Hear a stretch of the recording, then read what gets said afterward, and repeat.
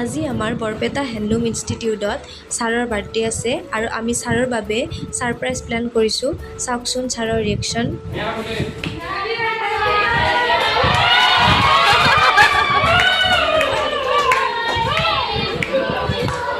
আৰু ছাৰে কেক কাটি আমাক সকলোকে খুৱাই দিলে। আচলতে এইবোৰ বহুত বেছি ভাল লগা মুহূৰ্ত। আমি যেতিয়া ইয়াৰ পৰা গুচি যাম তেতিয়া এইবোৰ দিন বহুত বেছি মিছ কৰিম। আৰু আমি ছাৰক ষ্টুডেণ্টৰ ফালৰ পৰা এইকেইটা গিফ্ট কৰিলোঁ আৰু ছাৰেও বহুত বেছি ভাল পালে। আৰু ছাৰৰ যিহেতু আজি বাৰ্থডে, গতিকে ছাৰে আমাক খানা দিলে আৰু তাৰ বাবে এয়া আমাৰ প্ৰিপাৰেশ্যন চলি আছে। আমি সকলোৱে অকণমান লাগি ভাগি দিলোঁ। তাৰপিছত এয়া আড্ডা মাৰি আছোঁ।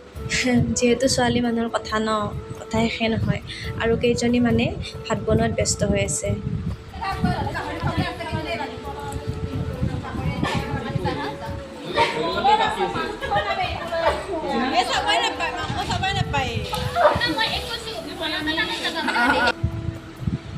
আৰু শেষত এইটোৱে ক'ম, এগেইন হেপী বাৰ্থডে ছাৰ। আপুনি সদায় ভালে কুশলে থাকক, তাকে কামনা কৰিলোঁ।